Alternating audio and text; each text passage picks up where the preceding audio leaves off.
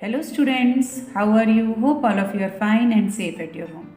Students, in previous videos we have completed our chapter number 10 from our supplementary book Gandhi in India and the Freedom Struggle. Now today we will do the question answers of this lesson. Now question number 1 is, why did Gokhale ask Gandhi ji to undertake a countrywide tour?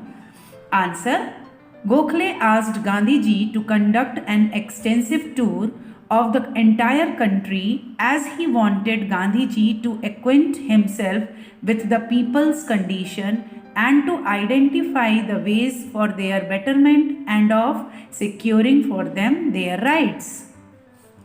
Question number 2. What rules had the inmates of the Satyagraha ashram to observe?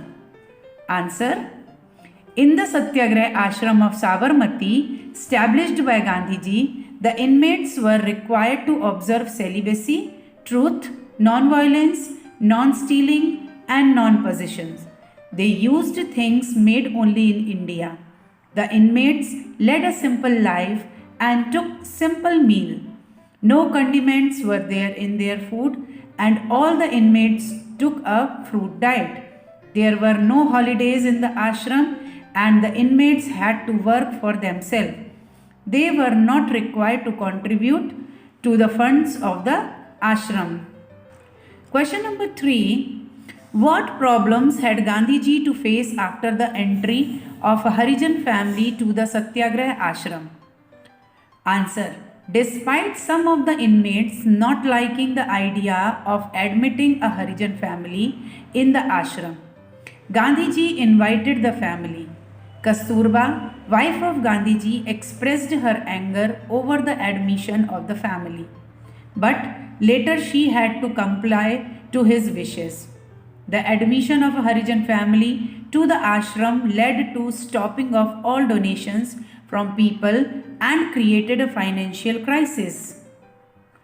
However, Gandhiji had trust on the Almighty and things worked well in the next few days. Question number 4.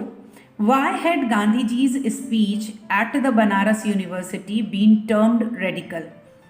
Answer: at the opening ceremony of Banaras Hindu University, Gandhiji was also invited and he was one of the speakers. In his speech, he criticized the use of English language and argued that when everyone present there knew Hindi well, then why did they speak in English and humiliate local languages? He further said that how could poverty be removed from the country when all the princes who attended the function were adorned with pearls and diamonds and were engaged in their luxurious way? He bitterly criticized the British administration and also said that ignorance of the poor Indians was responsible for the dirty life they led and for the extremely insanitary condition in the railways and at other public places. Due to the sensational nature of this speech, it was termed as radical. Question number 5. Why did Gandhiji start the non-cooperation movement?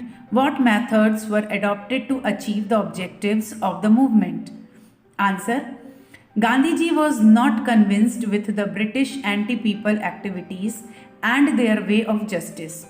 After the end of the war, the government introduced the Montague-Chelmsford reforms, which were biased and regarded as useless by the Indians. At such time, Gandhiji undertook that only non-cooperation could force the British to grant independence to India. Lokmanya Tilak, who had given the famous slogan, "Self-rule is my birthright and I shall have it," died on 31st July 1920 in Bombay. On the following day, that is on 1st August 1920, Gandhiji started the non-cooperation movement.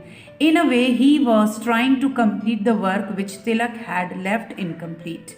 Now, methods adopted to achieve the objectives of the movements are: first, the people were asked to absent themselves for their places of work, such as the legislatures, courts, schools, and colleges.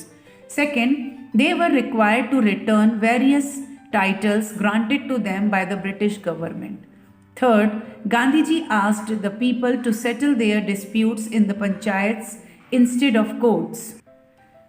Fourth, he urged people to wear khadi and boycott foreign goods. Fifth, he appealed to all the government employees to quit their jobs. In brief, all the Indians were asked to cut off all the connections with the British government. Question number 6. What do you understand by the Bardoli Satyagraha? What were the results of this agitation? Answer. In the district of Bardoli, the government increased the land revenue by 22%. This was too much for the poor farmers to pay. Even after request, the government declined to revert its decision. At this time, Sardar Vallabhbhai Patel asked Gandhiji to give permission to start Satyagraha. Gandhiji provided his assent and Vallabhbhai Patel organized all the farmers of Bardoli and asked them not to pay taxes to the government. The government started repressive measures against the farmers as they did not pay the land revenue. Severe repressions by the government led to more severe agitation, which led to demonstrations and meetings in the entire country. The slogan March to Bardoli was raised and people helped in further igniting and agitation by providing money. One day, the entire country observed the Bardoli Day. At this time, no violent incident took place and the government was forced to give in. It appointed a commission and obtained a report in favor of the farmers. The Land Revenue Act was repealed and the confiscated lands were returned to their owners. Some compensation for the cattle sold earlier was also granted. All the arrested satyagrahis were released and the Bardoli Satyagraha thus became a complete success. So students, here we are doing the question answer of lesson number 10. So we have completed 6 answers and next answers I give you on the next video. So you have to write all these 6 answers in your notebook and learn it.